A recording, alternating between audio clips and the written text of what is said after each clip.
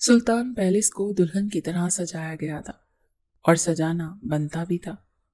आखिर हवेली का अकलौता वारिस 4 साल बाद शहर से तालीम मुकम्मल करके वापस आ रहा था। वो दीगर मुलाजमों के साथ सफाइयों में मशगूल थी जब एक मुलाजमा ने आकर उसे बड़ी बीबी का पैगाम दिया। जब वो उनके सामने गई तो बड़ी बेगम साहिबा ने गौर से उसे देखा। उस पल उनके कानों में अपनी समधन की आवाज गूंजने लगी, देखें, मैं अपनी बेटी की शादी इस घर में तभी करूंगी जब आप इस हसीन मुलाजमा को काम से निकालेंगे। मुझे तो ये सोचकर हैरत होती है कि आपने इतनी हसीन लड़की को अपने घर में जगह कैसे दे दी है।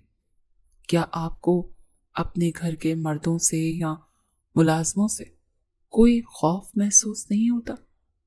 इतनी खूबसूरत लड़की देखकर तो हम औरतों का ईमान डोल जाए, और आपने उसे अपनी हवेली में जगह दी हुई है। कल को अगर आपके बेटे को ही उससे इश्क हो गया तो मेरी बेटी कहाँ जाएगी? सामने खड़ी दराज कद लड़की का हुस्न अगरचे इस वक्त सूगवार ही लग रहा था, और जमाने की सख्तियों ने उसको हुस्न को थोड़ा सा घुन्ना भी दिया था, लेकिन फिर भी वो हर लिहाज से एक मुकम्मल हसीन औरत कहलाई जा सकती थी। बैठो बेटी। उन्होंने निहायत प्यार से जोया को बैठने का इशारा किया और वो बैठ गई। बड़ी बेगम साहिबा को समझ नहीं आ रही थी कि अब उसे नौकरी से कैसे फारिग करें, कौन सा बहाना बनाए। कल उनका बेटा वापस आ रहा था और वो वाकई में डर गई थी, क्योंकि वो अपने बेटे को अच्छे से जानती थी। वो शुरू से ही निहायत हुस्न परस्त रहा था, और क्या पता वो इस लड़की पर ही दिल हार बैठता। कुछ देर खामोशी छाई रही और इस खामोशी को जोया ही ने तोड़ा। बीबी साहिबा, आपने मुझे कुछ काम के लिए बुलाया है? वो अपने अंदर हिम्मत जमा करने की कोशिश करती रही कि वो उसे कहें, मैंने तुम्हें किसी काम के लिए नहीं बुलाया, बल्कि तुम्हें हर काम से फारिग कर रही हूं। लेकिन वो ऐसा कर ना सकी और ना बोली। नहीं, कुछ खास नहीं, बस तुमसे पूछना था कि इंतजामात वगैरह सब मुकम्मल हो गए हैं। जोया ने सर हिलाते हुए जवाब दिया, जी बीबी साहिबा, जैसे आपने कहा था सब तैयारियां वैसे ही हुई हैं। छोटे साईं को किसी इंतजाम में कमी महसूस नहीं होगी। उन्होंने उसे जाने का इशारा किया और कुछ सोचते हुए अपनी एक बहुत पुरानी और काबिल भरोसा मुलाजमा को बुलाया। रसिया, मुझे तुमसे एक काम है। जैसा कि तुम जानती हो कि कल मीर सुल्तान हवेली वापस आ जाएंगे, तो मैं चाहती हूं कि जब तक मीर सुल्तान की शादी नहीं हो जाती तुम ये कोशिश करोगी कि जोया और मीर सुल्तान का सामना ना हो। इस लड़की को पर्दे में रखना होगा। तुम समझ रही हो ना कि मैं ऐसा क्यों चाह रही हूं? रजिया एक होशियार औरत थी। वो समझ गई कि बीबी साहिबा क्या चाह रही हैं। बोली, आप फिक्र ही ना करें बेगम साहिबा, मैं पूरी कोशिश करूंगी कि इस लड़की का सामना मीर सुल्तान से कभी ना हो। रजिया के जाने के बाद उन्हें तसल्ली हो गई। वो हरगिज भी इतनी सख्त दिल नहीं बन सकती थी कि एक बेचारी बेवा खातून को एक बच्चे के साथ अपने घर से निकाल बाहर करती। इस बार मीर सुल्तान की शादी हो जाएगी तो फिर उसे अपनी बीवी का ही वफादार बनकर रहना होगा, फिर सब ठीक हो जाएगा। उन्होंने अपने आप को तसल्ली दी थी। अगले दिन का सूरज बहुत हंगामा खेज तुलू हुआ था। 10 बजे तक छोटे साईं की वापसी थी और वो हैरान थी, चूंकि सब तैयारियां उसने खुद की थी, और अब जब वो छोटे साहब वापस आ रहे थे तो उसे पीछे कर दिया गया था। सुबह ही तो रजिया ने उसे कहा था कि शाह साईं के इस्तकबाल के लिए दूसरे मुलाजिमीन ही काफी हैं, तुम आज के दिन आराम करो। तुमने पिछले दिनों बहुत काम किया है। अगर से वो भी देखना चाहती थी कि जिसके लिए महल शान और शौकत से सजाया जा रहा है वो शख्स आखिर है कौन। लेकिन अगर उसे आराम का मौका मिल रहा था तो बाहर जाना जरूरी नहीं था। वो अपने बेटे के साथ ये वक्त अच्छे से गुजार सकती थी। थोड़ी देर बाद ही पटाखों की आवाजें आने लगी, साथ ही ढोल बजे जाने लगे। लगता है छोटे साईं आ चुके हैं।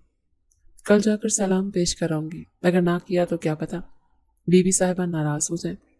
काफी देर तक ढोल बजते रहे और पटाखे चलाए जाते रहे। آتش بازی ہوتی رہی اور پھر اس کے بعد سناٹا چھا گیا۔ حویلی کے بڑے سے دالان میں بی بی صاحبہ کی گود میں سر رکھ کے وہ ان کو بہت اداس ہو رہا تھا۔ چپ چپ سا لگا۔ میرو، کیا بات ہے؟ میرے بیٹے، آج اس سے پہلے تو میں نے تمہیں کبھی اتنا چپ نہیں دیکھا۔ تمہاری ہنسی، تمہاری باتیں کہاں گئیں سب؟ میر سلطان نے بمشکل اپنے چہرے پر ہنسی سجاتے ہوئے ان کے ہاتھ تھامے۔ آپ کا وہی پرانے والا میرو ہی ہوں، بس تھوڑی تھکن سی ہو گئی ہے تو اس لیے بولنے کا دل نہیں چاہ رہا۔ آپ انہیں کیا بتاتا کہ کچھ روگ جو دل کو لگ جاتے ہیں وہ آپ کے چہرے سے ہنسی اور زبان سے الفاظ چھین لیتے ہیں۔ وہ صبح صبح ہی سرونٹ کوارٹر کو تالا لگاتے ہوئے حویلی چلی آئی۔ سب سے پہلا سامنا رضیہ سے ہوا۔ وہ کہنے لگی، تم ایسا کرو کہ ناشتہ بناؤ اور اس کے بعد اپنے کوارٹر واپس چلی جانا۔ مجھے پھر کوئی کام ہوگا تو میں تمہیں بلا لوں گی۔ اس کو کچن کی طرف جاتے دیکھ کر رضیہ دل میں سوچنے لگی، یہ اچھا ہوگا کہ جب تک سب لوگ سوئے ہوئے ہیں تب تک اس کا کام ختم ہو جائے گا اور اسے واپس اس کے کوارٹر بھیج دوں گی۔ ناشتہ بنا کر وہ اپنے کوارٹر واپس چلی آئی۔ میر سلطان 10 بجے اٹھا اور گرما گرم ناشتے نے اس کا موڈ خوشگوار کر دیا۔ رضیہ کو کہنے لگا، جس نے بھی ناشتہ بنایا اسے لے کر آؤ، ہم اسے اپنے ہاتھوں سے انعام دینا چاہتے ہیں۔ کیا ہی کمال ناشتہ بنایا ہے۔ رضیہ گھبرا گئی اور گھبراہٹ سے بولی، صاحب جی یہ ناشتہ تو میں نے ہی بنایا ہے، خاص آپ کے لیے۔ میر سلطان نے اس کو کچھ پیسے دیے تو وہ دل ہی دل میں زویا کا شکریہ ادا کرنے لگی کہ اس کی وجہ سے مجھے پیسے مل گئے۔ زویا حویلی کئی دنوں سے جا رہی تھی لیکن اب تک اس کا سامنا چھوٹے سائیں سے نہیں ہوا تھا۔ پہلے تو یہ ہوتا تھا کہ وہ سارا دن حویلی میں ہی رہتی تھی اپنے بیٹے کے ساتھ، لیکن اب اس کا کام ختم ہوتے ہی رضیہ اسے سرونٹ کوارٹر جانے کو کہہ دیتی تھی۔ ادھر وہ اپنے بیٹے کو لیے حویلی چلی آئی۔ رضیہ اسے کہیں نظر نہیں آئی تو وہ خود ہی صفائی کرنے لگی۔ میر سلطان اپنے کمرے سے باہر نکلا۔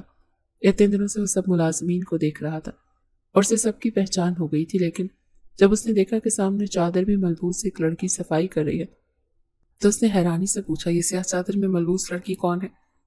اس لڑکی کی اس کی طرف پیٹھ تھی اور وہ بے اختیار ہی پوچھ بیٹھا۔ پاس ہی کھڑی ملازمہ نے ادب سے بتایا، سر یہ لڑکی بیچاری بیوہ ہے، اس کا 2 سال کا بیٹا بھی ہے، ابھی 4 ماہ پہلے ہی آئی ہے۔ بڑی بی بی صاحبہ نے ترس کھا کر اسے کام پر رکھا ہے۔ وہ ایک دم اپنے دل کی تیز دھڑکن پر پریشان ہو کر رہ گیا۔ واپس مڑنے ہی لگا کہ ایک چھوٹا سا 2 سال کا بھاگتا ہوا بچہ آیا اور اس سے ٹکرا گیا اور نیچے گر گیا۔ اس نے بے اختیار اسے روتے ہوئے بچے کو گود میں اٹھا لیا اور اس کی گہری گہری آنکھیں دیکھ کر اس کا دل دھک سے رہ گیا۔ اس بچے کی آنکھیں اسے کسی کی یاد دلا گئی تھی۔ تم جانتی ہو، میں سینکڑوں کی بھیڑ میں بھی تمہیں تمہاری آنکھوں سے پہچان لوں گا۔ اپنے ہی کہے گئے الفاظ اس کے کانوں میں گونجے۔ وہ بھی حیرانی میں مبتلا ہی تھا جب اس بچے کی ماں اپنے بیٹے کے رونے کی آواز سن کر بے قرار ہوتی ہوئی مڑی۔ علی، کیا ہوا بیٹا؟ وہ علی کے رونے کی آواز سن کر بے تابی سے جو ہی پلٹی مڑی تو پتھر کی ہو گئی، اور یہی حال سامنے کھڑے میر سلطان کا بھی تھا۔ وہ بھی اسے دیکھ کر شاک رہ گیا تھا۔ وقت کی گردش ایک دم ہی جیسے تھم سی گئی تھی اور قسمت کھڑی ان دونوں کے پاس تالیاں بجاتے ہوئے کہہ رہی تھی کہ لو، میں نے بچھڑے ہوں کو آمنے سامنے کروا دیا۔ آؤ میں تمہیں ماضی میں لے چلتی ہوں تاکہ تم دونوں کو یاد آ جائے کہ اس کہانی کا آغاز کیسے ہوا تھا۔ 4 سال پہلے۔ یہ امیروں کی زندگی بھی کتنی اچھی ہوتی ہے نا، کسی بات کی فکر اور نہ ہی کوئی ٹینشن کہ کمانا کیسے ہے اور کھانا کیسے ہے۔ وہ اپنے سامنے موجود اپنے ہی ہم عمر لڑکے لڑکیوں کو دیکھتی ہوئی اپنی قسمت پر افسوس کر رہی تھی جب پیچھے سے آتی ندا نے اس کو کونی سے پکڑ کر ہلایا۔ او میڈم، کہاں گھومو؟ سر کہہ رہے ہیں کہ سب کو ڈرنک سرو کرو۔ آج ہاشم شاہ کے بیٹے مبین شاہ نے اپنے گھر پر اپنے دوستوں کی پارٹی رکھی ہوئی تھی، جو پارٹی کم اور کچھ اور طرح کی انجوائمنٹ زیادہ لگ رہی تھی۔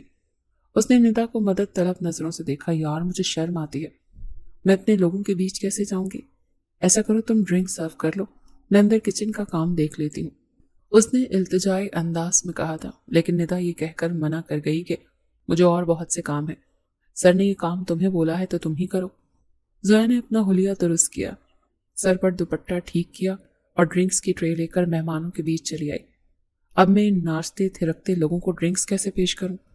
میوزک اونچی آواز میں چل رہا تھا اور سبھی لوگ مست ہوئے جا رہے تھے۔ اگر اس کو جاب کا مسئلہ نہ ہوتا تو وہ کبھی بھی ایسی جگہ پر ملازمت نہ کرتی۔ وہ سب میزوں پر ڈرنکس رکھتی ہوئی جیسے ہی پیچھے کو مڑی تو اچانک ہی اس کا پاؤں کسی کے پاؤں پر آ گیا، اور اس سے پہلے کہ وہ سنبھلتی اور معذرت کرتی، سامنے موجود اس بدتمیز سی لڑکی نے سب کے سامنے زویا کو تھپڑ رسید کر دیا۔ اندھی ہو کے کام کر رہی ہو تم، میرے پاؤں پر چوٹ لگا دی تم نے۔ اس لڑکی کے چیخنے چلانے پر ایک دم ہی میوزک تھم گیا और जोया को तो वो हाल था कि काटो तो बदन में लहू नहीं। सब लोग उसी को ही मुड़ मुड़ कर देख रहे थे और वो अपने गालों पर हाथ रखे सुन खड़ी रह गई। और यही वो लम्हा था जब मीर सुल्तान ने उस लड़की को देखा। मैम, आई एम सॉरी, मैंने देखा नहीं, गलती से। अभी उसकी बात बीच में ही थी कि वो लड़की फिर से चिल्ला उठी। शिट, आप गलती से? तुम गरीब लोगों ने इतनी बड़ी पार्टी देखी भी है? यकीनन नहीं, इसीलिए तो तुम अपने होश खो दिए और मुझे चोट लगा दी। अब उसकी बातें जोया की बर्दाश्त से बाहर हो रही थी। इससे पहले कि वो कुछ कहती, मीर सुल्तान बीच में आ गया। एक गहरी नजर से उसने जोया को देखा और उससे जाने का इशारा करके टीना को समझाने लगा। रिलैक्स करो यार, कुछ नहीं हुआ। अगर ज्यादा चोट लगी है तो चलो मैं तुम्हें डॉक्टर के पास ले चलता हूँ। उसे समझाने में लगा था, लेकिन नजरें दूर जाती हुई जोया पर ही थी। वो रोते हुए किचन में आई, लेकिन यहाँ पर तो रोने के लिए भी वक्त नहीं था। साथ ही हुक्म आ गया कि जल्दी से खाना लगा दिया जाए। मीर सुल्तान क्लास में बैठा था, लेकिन उसका ध्यान सामने पढ़ाते लेक्चर पर नहीं बल्कि कहीं और ही था, और जोया के बारे में सोच रहा था कि इतनी हसीन लड़की तो मैंने आज तक नहीं देखी। वो हसीन चेहरों का आशिक था, उसे हर खूबसूरत चेहरा लुभाता था। लगता है कि अपने शिकार को फांसने का वक्त आ गया। उसके चेहरे पर एक मुस्कुराहट सी आ गई और यूनिवर्सिटी से वापसी पर उसकी गाड़ी का रुख मुबीन शाह के घर की तरफ था। उसका दोस्त खिलाफ मामूल उसे देखकर हैरान रह गया। खैरियत है, तुम यहाँ पर कैसे? और आज तुम्हें टीना ने अकेला कैसे छोड़ दिया? वो कहका लगाता हुआ बोला, क्योंकि सब जानते थे कि टीना मीर सुल्तान के लिए पागल है और उसे एक लम्हे के लिए भी कहीं अकेला नहीं छोड़ती। मीर सुल्तान हंसते हुए लॉन में रखी चेयर्स में से एक पर बैठ गया और बोला, यार उस टीना का जिक्र छोड़ो। मेरा ख्याल है अब वक्त आ गया है कि उसको एक नए चेहरे से बदल दिया जाए। वो मायने खेज अंदाज में एक आंख दबाते हुए बोला, तो मुबीन शाह उसका मतलब समझकर हंस पड़ा। लगता है कि अब कोई और चेहरा साहब की आंखों को भा गया है। वो हंसने लगा, हाँ, इसीलिए तो तुम्हारे पास आया हूँ। जल्दी से, बस अब उस लड़की को बुलाओ। मुबीन ने हैरत से उसको देखा। वो उसकी बात को समझ नहीं पाया था कि किस लड़की को। तो मीर सुल्तान ने कल रात का हवाला दिया। वही लड़की जिसको टीना ने थप्पड़ मारा था। मैं असल में उससे टीना की तरफ से सॉरी करने आया था। मुबीन शाह ने ओ कहते हुए होंठ सुकेड़े। यार, इसमें तो कोई शक नहीं कि वो लड़की बहुत हसीन है, लेकिन वो तुम्हारे टाइप की नहीं है। लेकिन चलो, अब तुम इतनी दूर आ ही गए हो तो तुम्हें दीदार करवाना तो बनता है। वो भौंडे से अंदाज में हंसा और सामने खड़े माली को बुलाकर कहा कि अंदर जाओ और जाकर कहो कि मेरे मेहमान आए हैं। चाय भिजवाई जाए और चाय जोया के हाथ ही आनी चाहिए। ओके। जोया मुलाजमों के सर पर खड़े होकर काम करवा रही थी। कल रात की पार्टी की वजह से आज बहुत काम थे और उसे यूनिवर्सिटी से छुट्टी करनी पड़ी थी। जब एक मुलाजमा चाय बनाकर लाई और जोया को पकड़ाते हुए कहा, साहब कह रहे हैं जोया बीबी को बोलो चाय लेकर बाहर आए, उनके मेहमान आए। वो हैरान हुई। आज से पहले तो कभी उसे चाय सर्व करने का नहीं कहा गया था। ट्रे पकड़कर वो बाहर आई, चुप करके चाय मीर सुल्तान और मुबीन शाह को सर्व की। जिस तरह नजर झुकाई गई थी उसी तरह से वापस आ गई। उसने एक नजर भरकर भी मीर सुल्तान को नहीं देखा, और यही बात मीर सुल्तान की मर्दाना अना को ठेस पहुंचा रही थी। लड़की, तुम्हें तो हासिल करके रहूंगा और अपने सामने झुका कर रहूंगा। तुम समझती क्या हो अपने आप को? बहुत गुस्से से वो मुबीन शाह के घर से निकला था। अगली सुबह बस स्टॉप पर बस के इंतजार में खड़ी लड़की वही थी। वो एकदम से जाते जाते रुका और गाड़ी को पीछे किया और जोया के सामने जाकर रोक दी। हेलो मिस प्रीटी, आओ मैं तुम्हें ड्रॉप कर देता हूँ। तुम्हें कहाँ जाना है? उसने निहायत शाइस्ता से लहजे में जोया को लिफ्ट की ऑफर दी, लेकिन वो तो गुस्से में ही आ गई। देखें, आप मेरे बॉस के दोस्त हैं तो उन्हीं के दोस्त रहें। मैं आपको नहीं जानती और न ही आपसे कोई बात करना चाहती हूँ। दूसरी तरफ भी मीर सुल्तान था, जिसने अब फैसला कर लिया था कि इस लड़की को अपने दाम में लाकर रहना है। अरे, तो मैं भी तुमसे इसी वजह से ही तो लिफ्ट की ऑफर कर रहा हूँ कि तुम मेरे दोस्त के यहाँ काम करती हो और मैं नहीं चाहता कि तुम किसी मुश्किल का शिकार हो जाओ। मैं तो तुम्हें मदद की ऑफर कर रहा हूँ। उसने बात बनाने की पूरी कोशिश की, लेकिन जोया ने उसको खरी खरी सुना दी। मैं आपसे कोई बात नहीं करना चाहती। आप प्लीज जाए यहाँ से और मुझे ऐसी वैसी लड़की समझने की गलती भी मत करिएगा। गरीब हूँ, बदकिरदार नहीं, जो किसी भी अहरे गैरे की गाड़ी में मुंह उठाकर बैठ जाऊं। इतनी अहानत पर तो मीर सुल्तान का चेहरा सुर्ख हो गया। उसे इस तरह के लबो लहजे की आदत नहीं थी। लड़कियां तो उसके पीछे मरती थी, और ये लड़की थी कि जो जाने खुद को क्या समझ रही थी। अगले दिन वो फिर से मुबीन शाह के घर पर चला आया, सिर्फ और सिर्फ जोया की खातिर। और जोया ने जब उसे गेट से अंदर आते देखा तो वो समझ गई थी कि वो क्यों आया है। उसने मुबीन शाह के कहने के बावजूद भी चाय दूसरी मुलाजमा के हाथ भिजवा दी। میر سلطان کو غصہ تو بہت آیا لیکن وہ چپ رہا۔ وہ دونوں باتیں کر ہی رہے تھے کہ اس کے دوست کے اچانک ایک ضروری کام سے باہر جانا پڑا اور میر سلطان کو یہ موقع بہت مناسب لگا۔ وہ اندر آ گیا اور کام کرتی زویا کا ہاتھ پکڑ کر غصے سے بولا، تم اپنے آپ کو سمجھتی کیا ہو؟ مس ورلڈ ہو کیا؟ بہت دیکھی ہیں تمہارے جیسی لڑکیاں جو پہلے تو غصے سے انکار کرتی ہیں پھر خود ہی مردوں کی جھولی میں آ گرتی ہیں۔ بتاؤ کیا قیمت ہے تمہاری؟ وہ جو تڑپتے ہوئے اپنے ہاتھ چھڑوانے کی کوشش کر رہی تھی اس بات پر تو سلگ کر ہی رہ گئی اور بے اختیار اس نے ایک زوردار تھپڑ میر سلطان کے چہرے پہ رسید کر دیا۔ ایک دم میر سلطان نے اس کا ہاتھ چھوڑا تھا اور وہ سن رہ گیا۔ وہ تو کبھی سوچ بھی نہیں سکتا تھا کہ یہ لڑکی اس پر ہاتھ اٹھا سکتی ہے۔ اس سے پہلے وہ کوئی ری ایکشن دیتا وہ جلدی سے وہاں سے بھاگ گئی تھی۔ چھوٹے سائیں، آپ کو بی بی صاحبہ بلا رہی ہیں۔ ابھی ماضی مکمل کہاں ہوا تھا کہ ملازمہ کی آواز پر وہ حال کی دنیا میں واپس پہنچا۔ کچھ یہی حال سامنے دنگ کھڑی زویا کا بھی تھا۔ ایک لمحے میں ہی جیسے صدیاں بیت گئی تھی۔ وہ جلدی سے اپنے بیٹے کو لیے وہاں سے بھاگ کھڑی ہوئی اور جب تک میر سلطان کے حواس بحال ہوئے تو اس کی نظروں سے اوجھل ہو چکی تھی۔ یہ لڑکی یہ کہاں پر رہتی ہے؟ اس نے پیچھے مڑ کر بےتابی کے سے انداز میں ملازمہ سے پوچھا تو وہ جو پہلے یہ سب دیکھ کر کافی الجھن کا شکار تھی بے اختیار سرونٹ کوارٹر کی طرف اشارہ کر کے کہنے لگی، اپنے بیٹے کے ساتھ وہیں رہتی ہے۔ زویا کے پیچھے پیچھے ہی وہ اس طرف بھاگا۔ زویا نے اندر جاتے ہی دروازہ بند کر لیا اور وہ باہر سے دستک دینے لگا۔ تم ایسے مجھ سے پیچھا نہیں چھڑا سکتی، تمہیں میرے سوالوں کا جواب دینا ہوگا۔ دروازہ کھولو۔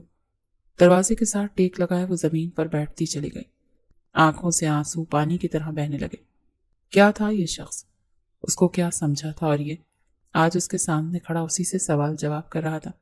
میری بات سنو زویا، میں نے تمہیں کہاں کہاں نہیں تلاش کیا۔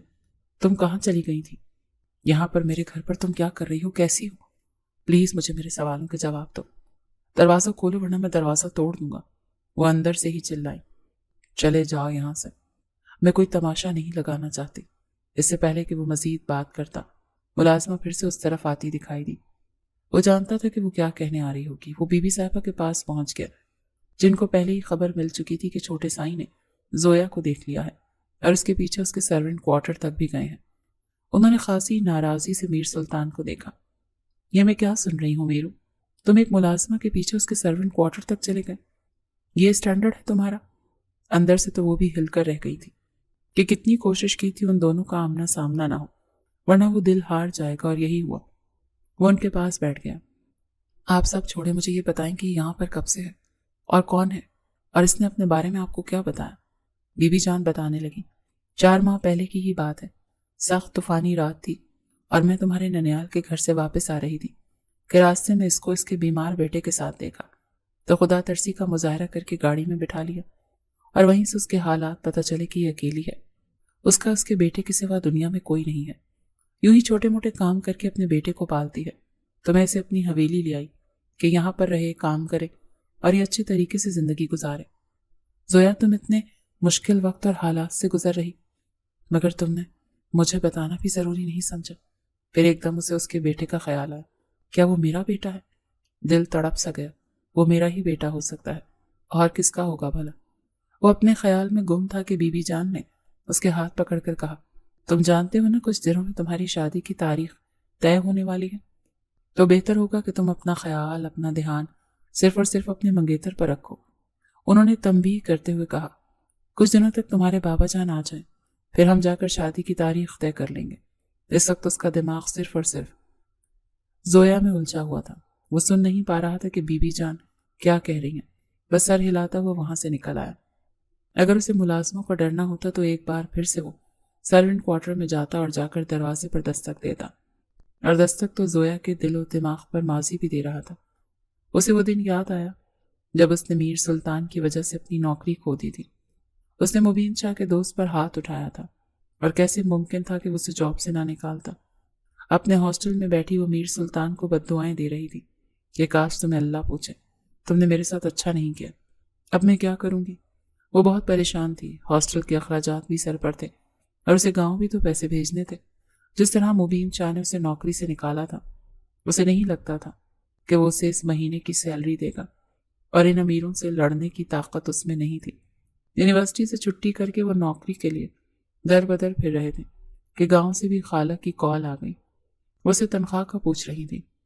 انہیں جھوٹی تسلی دیتے ہوئے کہا، خالہ کچھ دن تک تنخواہ مل جائے گی، پھر میں آپ کو بھیج دوں گی، اور خود پریشان ہو کر وہیں سڑک کنارے بیٹھ گئی۔ کچھ سمجھ نہیں آ رہا تھا کہ آگے کیا کرنا ہے اور کیا نہیں ہوگا۔ تبھی پاس آ کر ایک گاڑی رکی اور گاڑی سے اترا میر سلطان، جسے دیکھ کر اس کا حلق تک کڑوا ہو گیا۔ یہی تو انسان تھا جس کی وجہ سے اس کی بربادی کی شروعات ہوئی تھی۔ ایک پل کو تو وہ ڈر گئی کہ کہیں اپنے تھپڑ کا بدلہ لینے تو نہیں آ گیا ہے، لیکن اس نے آ کر اس دن کی طرح اپنا سوال دہرایا، چلو میں تمہیں ڈراپ کر دوں، تمہیں کہاں پر جانا ہے؟ تو وہ پھٹ پڑی، اپنی ہمدردی اپنے پاس رکھو، اگر تم اتنے میرے ہمدرد ہوتے تو تمہاری وجہ سے میری نوکری نہ جاتی، اور اس وقت میں اگر روڈ پر بھی بیٹھی ہوں نا تو صرف تمہاری وجہ سے۔ وہ ایک پل کو چپ ہو گیا، پر اپنا والٹ نکالتے ہوئے کہا، کتنے پیسے چاہیے تمہیں؟ تو زویا کا ہاتھ ایک بار پھر سے اٹھتے اٹھتے رہ گیا۔ تم ایک انتہائی نامعقول انسان ہو، کوشش کرنا کہ دوبارہ میری آنکھوں کے سامنے مت آنا، نفرت ہو گئی ہے مجھے تمہاری شکل سے۔ سمجھتی کیا ہو اپنے آپ کو؟ تمہارے پاس پیسہ ہے تو تم کسی کو بھی خرید لوگے۔ غصے سے وہ نان سٹاپ بولے جا رہی تھی۔ پھر جب گردن گھما کر دیکھا سب لوگ اسی کو دیکھ رہے تھے تو جلدی سے وہاں سے چلی گئی۔ ایک تو اس انسان نے زندگی عذاب کر کے رکھ دی ہے، بار بار میرے راستے میں کیوں آ جاتا ہے؟ اگر مجھے سانس کا مسئلہ نہ ہو تو میں نقاب کر کے باہر نکلا کروں تاکہ یہ مجھے سڑک پر پہچان ہی نہ پائے۔ اس وقت میر سلطان سے شدید زہر لگ رہا تھا اور وہ اپنے دوستوں کی محفل میں بیٹھا بظاہر ان کے ساتھ گپ شپ میں مصروف تھا، مگر اس کا دماغ مسلسل اس تھپڑ میں الجھا ہوا تھا جو زویا نے اسے رسید کیا تھا۔ اگر کوئی اور ہوتا تو اب تک اس سے بدلہ لے چکا ہوتا، لیکن چاہنے کے باوجود بھی وہ زویا سے انتقام نہیں لے پا رہا تھا۔ جانے کیوں؟ ٹینا کی باتیں اور اس کی موجودگی بھی اسے بہت بری لگ رہی تھی۔ وہ چاہتا تھا کہ اس وقت صرف اور صرف اس کے سامنے زویا ہو اور وہ اسی کو دیکھتا رہے اور اسی سے باتیں کرتا رہے۔ ایک گہرے سانس لیتے اس نے صوفے کی پشت سے سر ٹکایا اور آنکھیں بند کر لی۔ تم تو جانتی بھی نہیں ہو کہ میر سلطان تمہاری محبت میں پور پور ڈوب چکا ہے اور تم ہو کہ ایک لا حاصل خواہش بنتی جا رہی ہو۔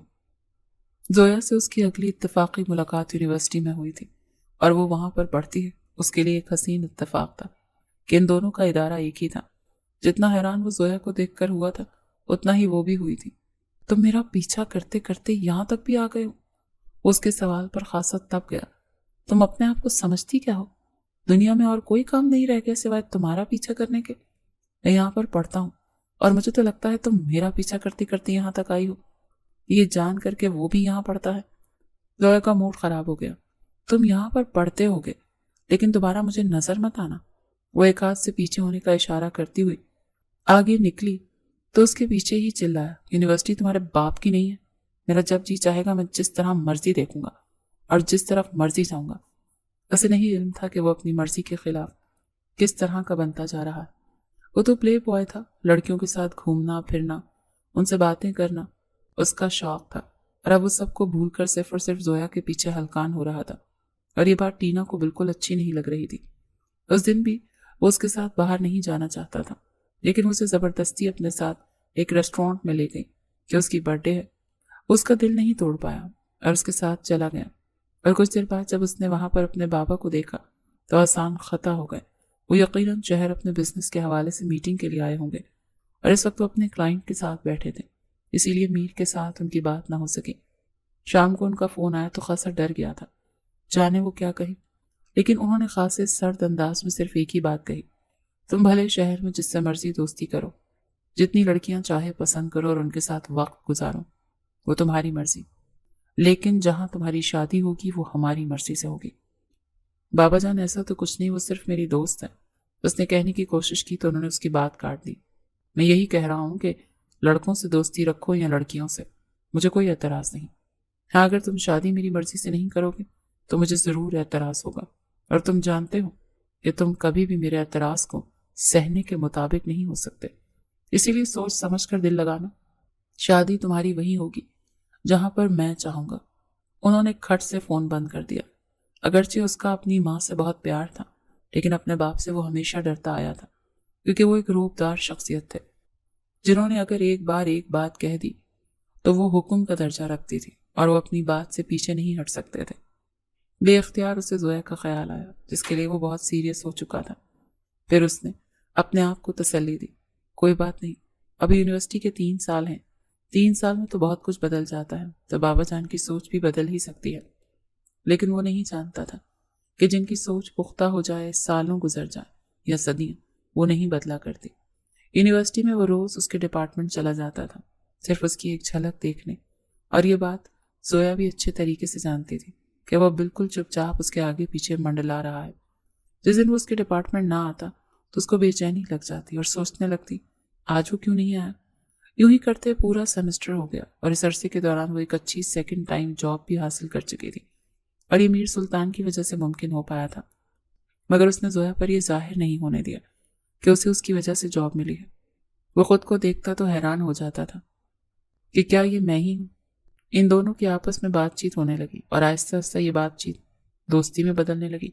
زویا ہر بار اپنے آپ کو منع کرتی، مگر پھر بھی اس کا دل میر سلطان کی طرف کھینچا چلا جاتا، اور میر سلطان بھی پھر واقعی میں صرف اسی کا ہو کر رہ گیا۔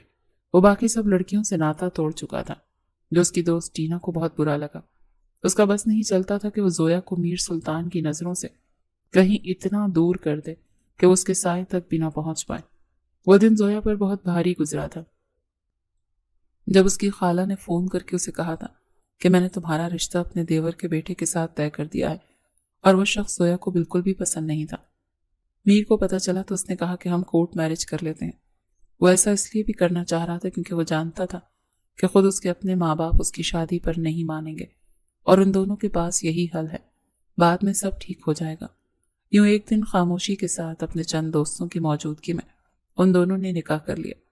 وہ اپنے فلیٹ پر زویا کو اپنی بیوی کے روپ میں دیکھ کر یقین ہی نہیں کر پا رہا تھا۔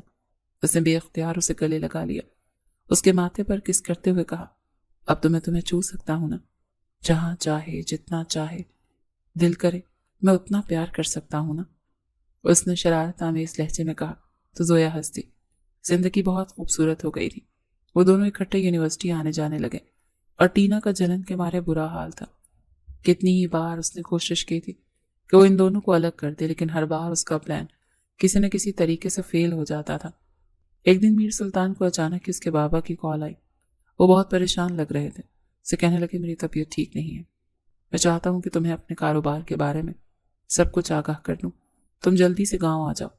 زویا کو اپنے بابا کی حالت کے بارے میں بتا کر وہ بہت پریشان سا ہو کر گاؤں کے لیے روانہ ہو گیا، اور زویا کو تو یہی تھا کہ وہ 1-2 دن میں واپس آ جائے گا، مگر پورا ہفتہ ہو گیا اور اب اس کی کوئی خیر خبر نہیں تھی، نہ ہی کال لگ رہی تھی اور نہ ہی میر نے اس کو اپنی خیریت کا کوئی پیغام بھیجا تھا۔ ایک ہفتے بعد وہ یونیورسٹی میں ہی جب میر کے نمبر سے اسے کچھ تصاویر موصول ہوئیں، ان کو دیکھ کر تو اس کی جان ہی نکل گئی کہ وہ میر کی منگنی کی تصاویر تھی، اور وہ انہیں کسی بھی لحاظ سے فیک نہیں کہہ سکتی تھی کیونکہ وہ خبر حقیقت تھی اور میر کے سبھی دوستوں کو بھی پتہ چل چکا تھا۔ وہ سب زویا سے اظہار ہمدردی کر رہے تھے، اور ٹینا کی باتیں سن کر تو اس کا دماغ پھٹ رہا تھا۔ وہ کہنے لگی مجھے تو پہلے ہی پتا تھا کہ وہ شادی کرے گا تو صرف اور صرف اپنے والد کی مرضی سے۔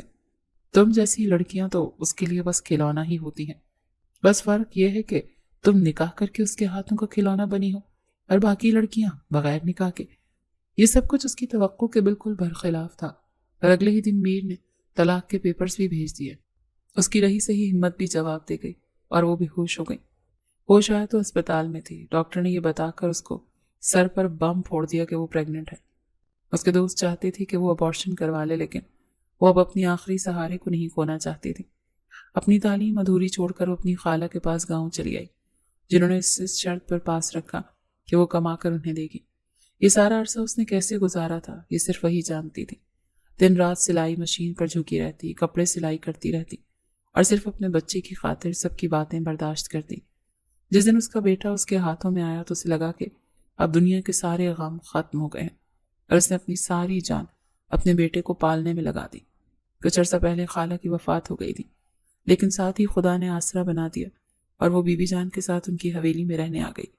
لیکن وہ ہرگز بھی نہیں جانتی تھی کہ میر سلطان اس حویلی کا وارث ہے، اور اب کہ جب سب اسے معلوم ہو گیا تھا تو وہ یہاں ہرگز بھی نہیں رہ سکتی تھی۔ اس شخص نے اسے طلاق بھیج دی تھی، اس کو دھوکہ دیا تھا، اور وہ کس منہ سے اس سے سوال اور جواب کر رہا تھا۔ جلدی سے اپنے چند کپڑے اس نے بیگ میں ڈالے اور اپنے بیٹے کا ہاتھ پکڑ کر حویلی کی دہلیز پار کرنے ہی والی تھی کہ میر سلطان کی نظر پڑ گئی اور وہ بھاگتا ہوا آیا اور اس کے آگے چٹان بن کر کھڑا ہو گیا۔ اس وقت اسے اس باس کی بالکل پرواہ نہیں تھی۔ تم ایسے نہیں جا سکتی، تم نے مجھے دھوکہ دیا، میں نے تمہیں کہاں کہاں تلاش نہیں کیا۔ زویا نے اس کے چہرے پر زور سے تھپڑ رسید کیا۔ تم یہ بات کہہ بھی کیسے سکتے ہو کہ تم نے مجھے تلاش کیا؟ تم جانتے بھی ہو تم نے میرے ساتھ کیا کیا؟ تم نے میری زندگی برباد کر دی۔ جھوٹ بول کر گاؤں آئے کہ تمہارے بابا کی طبیعت خراب تھی تو تم یہاں پر منگنی کرنے آئے تھے۔ وہ ساکت رہ گیا کہ اسے کیسے معلوم۔ وہ منگنی میں نے اپنی مرضی سے نہیں کی تھی، بابا جان کی ضد تھی اور میں نے مجبوری میں کی تھی۔ وہ اب اس کی کسی بھی بات پر نہیں آ سکتی تھی۔ اس سے پہلے مزید بحث ہوتی، گیٹ پر ہارن سنائی دیا اور ایک بڑی سی گاڑی اندر آ کر رکی۔ سب ملازمین بھاگتے ہوئے آئے اور اسے پتہ نہیں تھا کہ میر سلطان کے یہ والد صاحب ہیں۔ وہ ان کو پہلی بار دیکھ رہی تھی۔ ان 4 مہینے میں اس کا سامنا ان سے نہیں ہوا تھا کیونکہ وہ زیادہ تر گھر سے باہر ہی رہتے تھے۔ ان کو دیکھ کر وہ بھاگ کر ان کے پاس گیا اور ان سے ملنے لگا۔ وہ اس کو اپنے ساتھ ہی اندر لے کر جانے لگے۔ جاتے جاتے اس نے چوکیدار کو سر کے اشارے سے منع کر دیا کہ زویا کو باہر نہ جانے دے، اور یہی ہوا۔ اس کے جانے کے بعد زویا گیٹ کے پاس گئی تو چوکیدار نے منع کر دیا۔ تم کیا چیز میر سلطان آخر چاہتے ہو؟ میں تمہیں آج تک نہیں سمجھ پائی۔ مجھے تم چھوڑ تو چکے ہو، اب میری زندگی کو تماشا بنانے کی کیا ضرورت ہے؟ وہ سسک گئی اور اپنے کمرے میں آ کر رونے لگی۔ رات کا وقت تھا اور جب اسے کچھ کھٹ پٹ کی آواز محسوس ہوئی تو اس کے ساتھ ہی دروازہ کھلا اور کوئی اندر آیا۔ اس سے پہلے وہ چیختی کسی نے اس کے منہ پر ہاتھ رکھ دیا۔ وہ میر سلطان تھا۔ اس کے چہرے پر جھکا۔ تم مجھے چھوڑ کر نہیں جا سکتی، کم سے کم تب تک نہیں جب تک تم میرے سارے سوالوں کا جواب نہیں دے دیتی۔ اس کے لہجے میں سختی تھی۔ ابراہیم میرا ہی بیٹا ہے نا؟ اس کے یوں پوچھنے پر وہ ڈر گئی کہ کہیں ابھی مجھ سے میرا بیٹا نہ چھین لے۔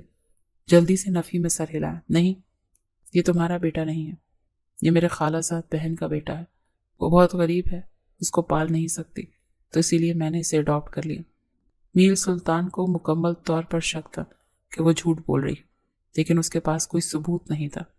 اس نے سوئے ہوئے ابراہیم کو دیکھا تو اس پر ٹوٹ کر پیار آیا کہ اس نے بے اختیار چھوٹے معصوم بچے کے گال چوم لیے۔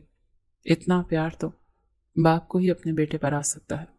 اس نے سوچا اور چپکے سے ابراہیم کے سر سے چند بال اتار لیے تاکہ ڈی این اے کرا سکے، اور جس خاموشی سے آیا تھا اسی خاموشی سے چلا گیا۔ اسے ایک دن بعد وہ بی بی جان کے پاس گئی اور کہا کہ میں یہاں سے جانا چاہتی ہوں، آپ مجھے جانے کی اجازت دیں۔ اس کی اس بات پر بی بی جان بہت خوش ہوئیں۔ وہ تو خود بھی یہی کہنا چاہ رہی تھی لیکن کہنے کی ہمت نہیں تھی۔ اسے جلدی سے پیسے دی اور کہا تم جہاں جانا چاہتی ہو چلی جاؤ، بلکہ ڈرائیور تمہیں چھوڑ آئے گا۔ اس نے شکریہ کے ساتھ منع کر دیا، نہیں میں خود چلی جاؤں گی۔ اچھا موقع تھا کیونکہ میر سلطان بھی گھر پر نہیں تھا۔ چوکیدار کو جب پتہ چلا کہ بی بی جان کا حکم ہے تو اس نے زویا کو جانے دیا۔ وہ شہر جانے والی بس پر بیٹھ گئی اور اسی شہر چلی آئی جہاں اس کی بہت سی یادیں جڑی تھیں۔ وہ بھی شہر آیا ہوا تھا تاکہ ڈی این اے کی رپورٹ لے سکے، اور اس کا شک درست تھا، ابراہیم اسی کا بیٹا تھا۔ واپسی کے لیے جو ہی اس نے گاڑی موڑی تو سڑک کنارے ایک بینچ پر بیٹھی زویا پر اس کی نظر پڑی۔ اس کی گود میں ابراہیم کا سر تھا، وہ سو رہا تھا۔ اس نے گاڑی ان کے پاس جا کر روک دی اور اتر کر زویا کو زبردستی گاڑی میں بٹھایا۔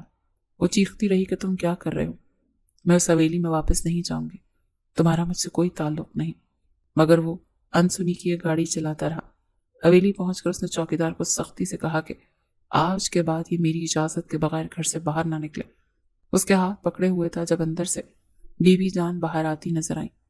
انہوں نے یہ منظر دیکھا تو بہت ناگواری محسوس کی۔ میر سلطان کو مخاطب کر کے کہنے لگیں کہ تمہارے بابا جان شادی کی تاریخ طے کر آئے ہیں، اسی لیے بہتر ہوگا کہ تم اس لڑکی کا پیچھا چھوڑ کر اپنی شادی کی تیاری کرو۔ لیکن میں ابھی شادی نہیں کرنا چاہتا۔ وہ جلدی سے اپنی ماں کی طرف بڑھا جو اندر مڑ گئی تھی۔ اس کے انداز سے ناراضگی صاف جھلک رہی تھی۔ تو کیا تم اس لڑکی سے شادی کرنا چاہتے ہو، ایک بیوہ اور ایک بچے کی ماں سے؟ اب وقت آ گیا تھا کہ وہ حقیقت کو کھول دیتا۔ وہ کسی اور کی نہیں بلکہ میری ہی بیوی ہے، اور وہ بچہ بھی میرا ہی ہے۔ وہ تو جیسے پھٹ ہی پڑا تھا۔ بی بی جان نے بے یقینی سے اسے دیکھا اور 2 قدم پیچھے ہٹی۔ یہ تم کیا کہہ رہے ہو؟ پاگل تو نہیں ہو گئے؟ وہ تو بیوہ ہے، اس کا شوہر مر چکا ہے، اور تم یہ کہہ رہے ہو؟ مجھے سمجھ نہیں آ رہا کیا بولوں۔ انہوں نے اپنا سر ہاتھوں میں تھام لیا۔ میر سلطان نے ان کو کاندھوں سے پکڑ کر صوفے پر بٹھایا، کہنے لگا یہ وہی لڑکی ہے جس کے بارے میں نے بتایا تھا. میں یونیورسٹی میں سے پسند کرتا ہوں، لیکن تب آپ نے مجھے کہا تھا کہ فی الحال میں اپنے بابا کی عزت کے لیے یہ منگنی کر لوں، بعد میں آپ میری پسند کی شادی کروانے میں میری مدد کریں گی. اس نے انہیں پرانے وقت کا حوالہ دیا تو وہ کہنے لگی ہاں، لیکن بعد میں تو تم نے خود ہی کہا تھا کہ وہ لڑکی جانے کہاں پر چلی گئی، پھر یہ بچہ کہاں سے آ گیا، وہ تمہاری بیوی کیسے ہو گئی؟ تو میر سلطان نے شرمندگی سے کہا، جب آپ لوگوں نے میری زبردستی منگنی کی اس سے کافی مہینے پہلے ہی میں نکاح کر چکا تھا، لیکن بابا جان کے ڈر سے میں نے بتایا نہیں تھا. وہ میری بیوی ہے اور ابراہیم میرا بیٹا ہے. وہ آپ کا پوتا ہے، آپ کی حویلی کا وارث. آپ کو بابا جان کو اس شادی سے روکنا ہوگا. وہ اپنے شوہر سے بہت ڈرتی تھی، لیکن یہاں پر سوال ان کے بیٹے کی محبت اور زندگی کا تھا. انہوں نے وعدہ کیا کہ میں کوشش کروں گی کہ ان سے بات کروں، لیکن میں وعدہ نہیں کر سکتی کیونکہ تم جانتے ہو کہ ان کی ہر بات پتھر پر لکیر ہوتی ہے. وہ میر سلطان کو کہہ کر تو چلی گئی تھی کہ اس کے بابا کو منانے کی کوشش کریں گے، لیکن کیسے؟ ان میں ہمت نہیں ہو رہی تھی. رات کو انہوں نے اپنے شوہر کو مخاطب کرتے ہوئے کہا کہ مجھے لگتا ہے کہ میر اس شادی پر خوش نہیں ہے. ہم نے اس کی منگنی بھی زبردستی ہی کی تھی، لیکن اب شادی نہیں کرنی چاہیے. تو انہوں نے ہاتھ اٹھا کر انہیں مزید کچھ بھی کہنے سے روک دیا. تم جانتی ہو کہ میں جو فیصلہ کر لیتا ہوں پھر اس سے پیچھے نہیں ہٹتا. شادی تو میر کی وہیں اسی لڑکی سے ہی ہوگی جس سے اس کی منگنی ہوئی ہے، اور یہ بات اسے سمجھا دو کہ انکار کا کوئی آپشن نہیں ہے، ورنہ میں تم دونوں کو اس گھر سے بے دخل کر دوں گا. میرا کیا قصور ہے؟ وہ روتے ہوئے پوچھنے لگی تو غصے سے بولے، اس لیے کہ تم اس کو سمجھانے کے بجائے اسے مزید شے دے رہی ہو اور مجھ سے اس کی حمایت کر رہی ہو. جان لو کہ ایسا ہرگز نہیں ہوگا. صبح میر نے بہت امید سے اپنی ماں کی طرف دیکھا، لیکن انہوں نے نفی میں سر ہلا دیا کہ اب کچھ بھی نہیں ہو سکتا. زویا ان سب سے بے نیاز صرف اپنے مستقبل پر غور کر رہی تھی. وہ اب ہرگز بھی میر کے ساتھ نہیں رہ سکتی تھی. ملازمین کی بدولت اسے پتا چلا تھا کہ میر سلطان کی 1 ہفتے تک شادی ہونے والی ہے، تو جانے کیوں اسے اذیت سی محسوس ہوئی تھی. رات کو وہ بے آواز آنسوں سے اپنا تکیہ بھگو رہی تھی کہ وہ پھر سے چوروں کی طرح آ گیا. اپنا سامان باندھو، میں تمہیں اور ابراہیم کو لے کر یہاں سے جا رہا ہوں. اپنی شادی چھوڑ کر؟ وہ استہزائی انداز میں بولی تو وہ 2 قدم آگے بڑھا. ہاں، اپنی شادی چھوڑ کر. مجھے اس شادی سے کوئی دلچسپی نہیں. مجھے دلچسپی ہے تو تم میں اور ابراہیم میں. وہ ہاتھ باندھ کر اسے دیکھ کر بولی، اور کتنا بیوقوف بنانے کی کوشش کرو گے مجھے؟ وہ تم تھے جو جھوٹ بول کر اپنے گاؤں آئے. وہ تم تھے جس نے اپنی منگنی چھپائی. وہ تم تھے جس نے مجھے طلاق کے پیپرز بھجوائے. وہ تم تھے جس نے میسج کر کے مجھے کہا کہ جب میں واپس آؤں تو تمہارے اپارٹمنٹ سے میں جا چکی ہوں. اتنا سب کچھ کرنے کے بعد بھی تم میں ہمت ہے میرے سامنے کھڑے ہو سکو اور مجھ سے سوال جواب کر سکو؟ وہ ہانپتے ہوئے بولی. غصے کے مارے اس کی رگیں جیسے پھٹنے والی ہو گئی تھی، اور وہ یہ سب سن کر عجیب سی کیفیت میں پڑ گیا تھا. یہ تم کیا کہہ رہی ہو؟ الجھن سے بولا. ہاں، یہ ٹھیک ہے کہ میں نے تم سے اپنی منگنی والی بات چھپائی، وہ بھی صرف اس وجہ سے کیونکہ جب میں خود یہاں پر آیا تو مجھے نہیں معلوم تھا کہ یہ سب منگنی کرنے کے لیے کیا گیا ہے. لیکن اس کے علاوہ تو میں نے تمہیں کوئی طلاق کے پیپرز نہیں بھجوائے، نہ ہی میرے نمبر سے تمہیں کوئی میسج کیا گیا ہے. بلکہ جس دن میں گاؤں آیا اسی دن آتے ہوئے راستے میں گن پوائنٹ پر مجھ سے میرا موبائل اور والٹ چھین لیا گیا تھا، اسی لیے میں تمہیں کوئی اطلاع نہیں دے پایا. یہی سوچا کہ چلو اگلے دن نیا موبائل لے لوں گا، لیکن بابا جان کی طبیعت خرابی کے چکر میں 2 دن تک میں موبائل نہیں لے پایا، اور پھر انہوں نے اسپتال سے گھر آنے کی واحد شرط یہی رکھ دی کہ میں منگنی کر لوں. اس وقت اپنے خاندان کی عزت اور بابا کی لاج رکھنے کی خاطر مجھے وہ منگنی کرنی پڑی. لیکن میں نے کہیں بھی نہیں سوچا تھا کہ میں اس منگنی کو شادی تک لے کر جاؤں گا. جب میں شہر واپس آیا تو تم کہیں بھی نہیں تھی. تمہارا نمبر بھی بند جا رہا تھا، اور سب نے یہی کہا کہ تم میری منگنی کی خبر سن کر کہیں چلی گئی ہو. میں نے تمہیں کہاں کہاں نہیں تلاش کیا، اور مجھے تو یہ بھی معلوم نہیں تھا کہ تم پریگننٹ ہو. تم اتنی بڑی خبر مجھ سے چھپانی نہیں چاہیے تھی. وہ اس سے شکوہ کنہ انداز میں کہتا ہوا وہیں تھک کر بیٹھ گیا. اسے سمجھ نہیں آ رہی تھی کہ اس کا فون تو چوری ہو گیا، پھر اس کے نمبر سے زویا کو صرف منگنی کی تصاویر اور ٹیکسٹ میسیجز کیسے چلے گئے. کچھ تو گڑبڑ ضرور ہوئی تھی، اور کسی نے کوئی ایسی گہری چال چلی تھی جس کا اسے اندازہ نہیں تھا، اور اب اسے معلوم کر کے رہنا تھا. جاؤ میر سلطان، چلے جاؤ یہاں سے. تمہیں نہ محبت نبھانی آتی ہے اور نہ ہی شادی. وہ رخ پھیر کر بولی، اس کو دیکھنا بھی نہیں چاہتے تھے۔ وہ جب جب اس کو دیکھتی تھی تو اندر سے کمزور پڑنا شروع ہو جاتی تھی۔ میں جانتی ہوں کہ تم اپنے بابا کے خلاف نہیں جا سکتے، نہ ہی مجھے کسی کے سامنے اپنی بیوی کے طور پر اون کر سکتے ہو، تو پھر اس سب کا کوئی فائدہ نہیں۔ تو شادی کرو اور اپنے راستے جاؤ۔ میں یہاں سے اپنے بیٹے کے ساتھ کہیں دور چلی جاؤں گی، ہم دونوں ہی ایک دوسرے کے لیے کافی ہیں۔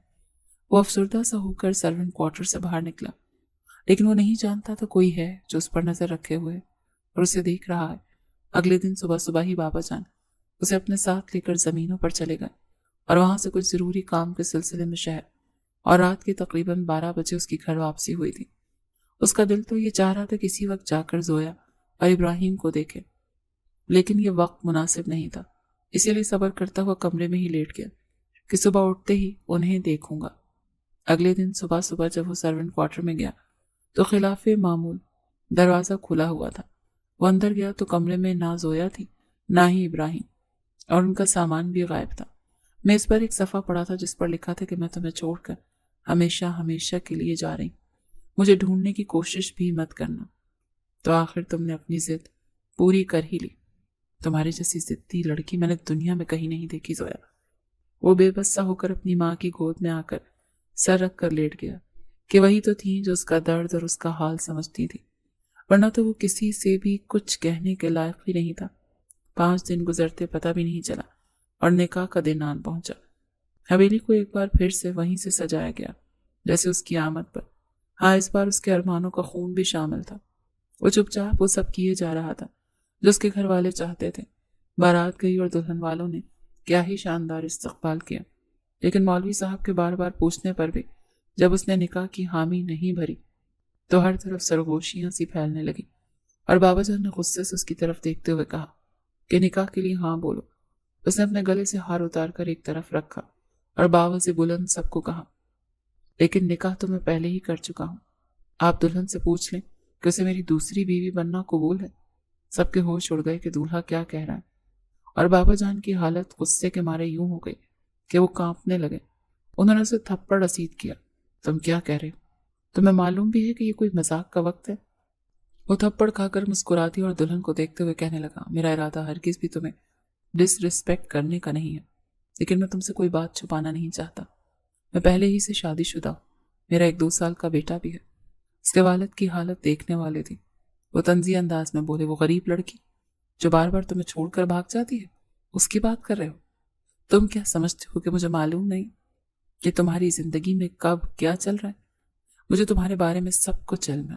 وہ ہنس پڑا، یہی تو مجھ سے غلطی ہوئی کہ میں نے سوچ لیا کہ آپ کو کچھ علم نہیں ہے، جبکہ آپ تو شروع ہی سے سب جانتے تھے۔